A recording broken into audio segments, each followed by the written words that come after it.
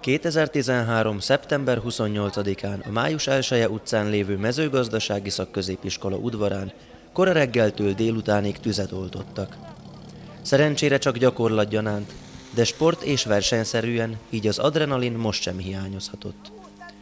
A polgármester asszony kupájáért folytatott versenyen a környező járások önkéntes tűzoltói találkoztak, de Csehországból és Szlovákia különböző szegleteiből is érkeztek. 2 női és 2 férfi kategóriában összesen 30 csapat versengett a tűzoltásban. Míg zajlott a verseny, Miroslav Cselest, a komáromi járási tűzoltó parancsnokot kaptuk mikrofon végre. Toto je pohárová súťaž, to znamená, že je to zoskupenie viacerých hasičských záchranných zborov z rôznych obcí, z rôznych miest. No a vzhľadom na to, že sú tu aj muži, aj ženy, aj to iba požiarny útok, tak každý svojím spôsobom preukazuje to, že akým si to cez ten rok nacvičil, ako si nacvičil tento športový výkon. No a to, že sú tie časy také, že sú od 16 minút, teda sekúnd do 35, do 40, to závisí od toho, že či sú tí ľudia starší, mladší, či majú výkonnejšie stroje, slabšie stroje a tak ďalej. To znamená, že všetko to vychádza z toho, ako je ten manšaft pripravený na to, že aby zdolal nejaký ten požiar fiktívny v podobe toho terča. Magáról a versenyről, valamint a Városi Tűzoltótestület életéről Stefan Bogner elnök árult el nekünk többet. Na dnešnú hasičskú súťaž sa podarilo dotiahnuť celkom slušné množstvo súťažiacich a mustiev. Ako sa vám to podarilo? No už tie kontakty sme mali, pretože naši chlapci chodia súťažiť po celom okrese a aj iných okresoch a nadviazali tie kontakty a aj sa spriateli s tými. Takže asi takto. Odkiaľ zovšadiaľ prišli súťažiaci? No tak najďalej je to hasiči zo Žlutíc, čo je až okres Karlové Vary a ešte Koš, čo je Prievidza. Ako by ste zhodnotili účinkovanie hurbanovských hasičov na tejto súťaži? No chlapci sú dobrí. Musíme povedať, s tým, čo majú, s tou výstrojou, výzbrojou, sú určite dobrí. Takže dole klobu. Na koľkaté miesto to zatiaľ vyzerá? V športe 3. miesto a v klasike 2. Hurbanovskí hasiči sú aktívni v pole dobrovoľníctva nie len pri hasení požiarov, ale aj v programe Tu sme doma už niekoľko rokov. Aké granty sa vám podarili získať tento rok? Tento rok to bolo výnimočne na šport, keďže naši chlapci naozaj vstúpili do toho podvedomia hasičského športu a tentokrát získali na nové dresy, už ako v farbách mesta. Išlo nejaké športové rozvádzače a hadice. Koľko zásahov mal hurbanovský hasičský zbor tento rok a akého charakteru boli? Mestský hasičský zbor bol privolaný integrovaným záchranným systémom 9 požiarom.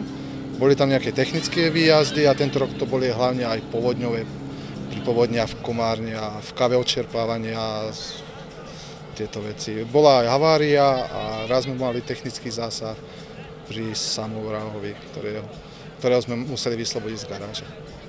Az egyes versenyszámok aztán a következő eredménnyel zárultak. Férfiak, sport.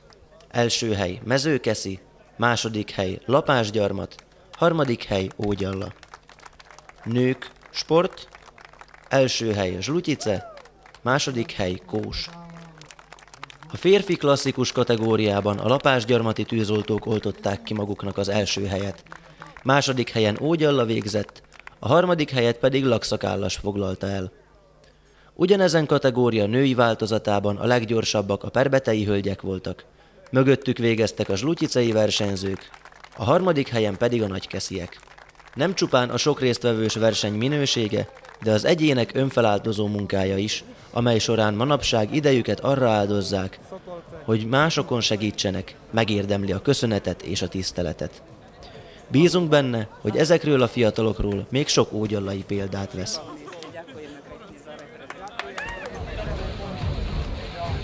Hasičské družstva na môj povel končiť, vyrovnať.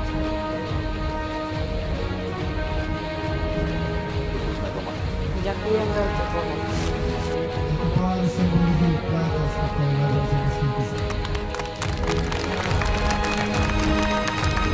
Poprosím Ladislava Kočkoviča staršieho, aby predstúpil.